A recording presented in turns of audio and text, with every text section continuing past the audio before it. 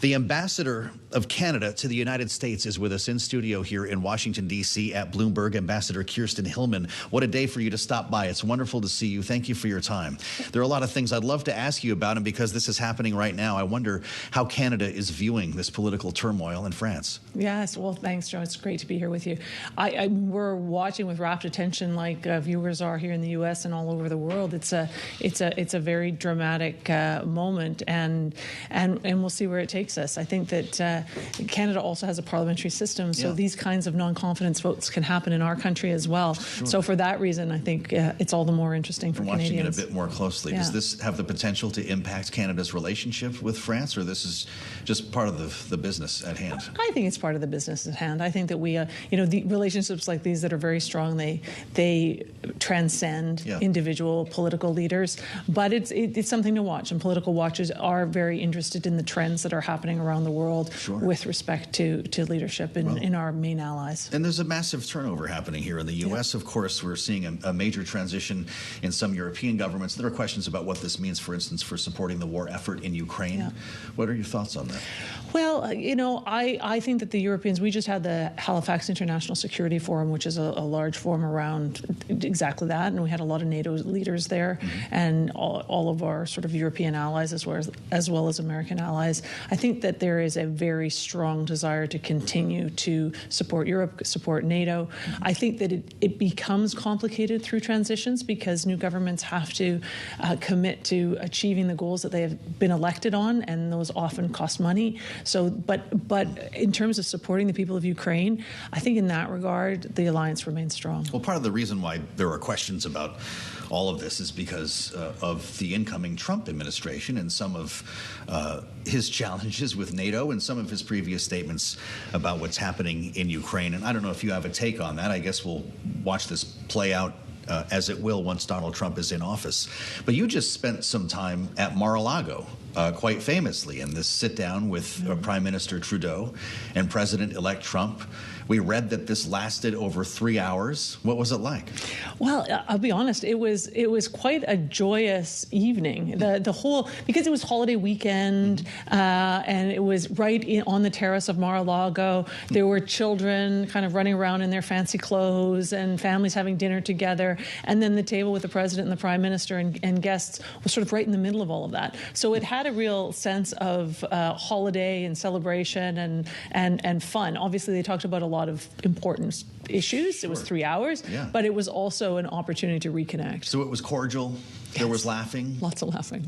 That's fascinating to hear. I'd love to ask you a bit about this argument over tariffs, but how does it come together when Donald Trump puts something on social media and a short time later the Prime Minister of Canada is on an airplane to Florida? Is that just the way politics are had now? How did that whole trip emerge? So what happened was the day the tariff announcement was put up on social media, the Prime Minister called the President, and they talked about a variety of things, but obviously they talked about this tariff announcement.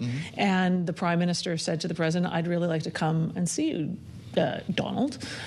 We should talk about this some more." And he said, "Well, why don't you come for dinner on Friday, 7:30 at Mar-a-Lago?"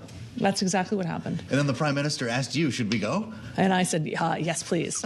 And then I guess just over the course of the few days as it came together, other guests and other sort of allies and incoming members of the Trump administration also joined in, or were going to be down there and joined in. So it was a very... It was a big table. It was a big table, and it was a very substantive table. We talked about energy. We talked about security. We obviously talked about the border a lot. That was a very important feature of the conversation. So, no, it was terrific, and we're pleased that the two leaders, who maybe in ways that people don't appreciate, have sort of a camaraderie. They've known each other for a long time, and they've developed a relationship through a lot of complicated times, COVID, and the renegotiation of NAFTA and all of it. So, well, listen to you. You sound like you're ready to go back already, because a lot of the reporting was about tension over tariffs.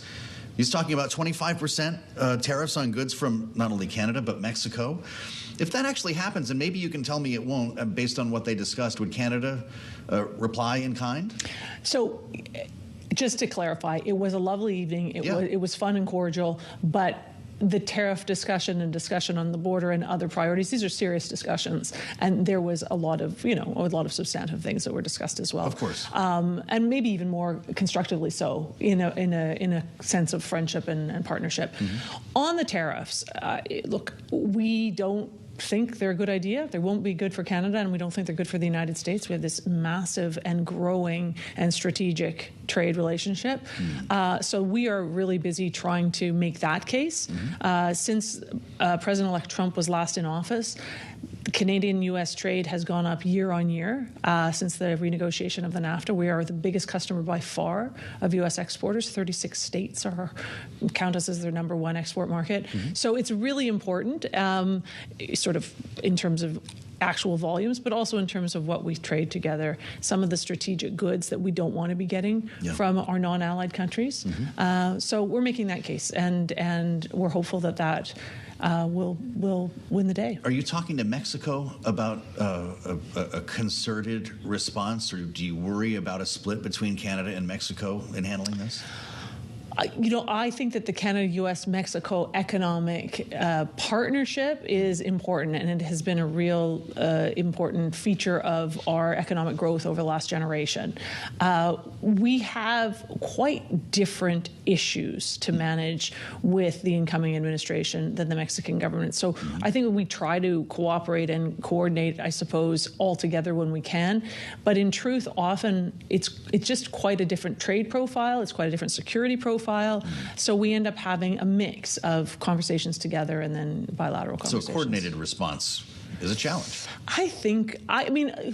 We will see what happens. I think it's too soon to tell. I think that we just have a very different trade profile. So maybe, I don't know. I think it's too soon to tell. I think it's really the honest answer here. I sat at this desk yesterday with the governor of Alaska. Oh, yeah. Mike Dunleavy, who's very excited about changes he sees potentially coming specifically in the energy sector to Alaska based on promises made by Donald Trump in the campaign. And he's prepared to move forward on a pipeline that would have a lot to do with Canada. What's the government's expectation and preparation for that? Well, we'll have to see what that proposal turns out to be.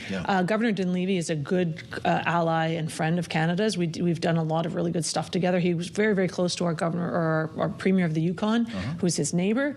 And I think that, I think there are a lot of possibilities there. I think the energy relationship and energy, as President-elect Trump calls it, energy dominance, big part of the incoming administration's objectives, and Canada can be a huge part of that. So infrastructure is required for sure.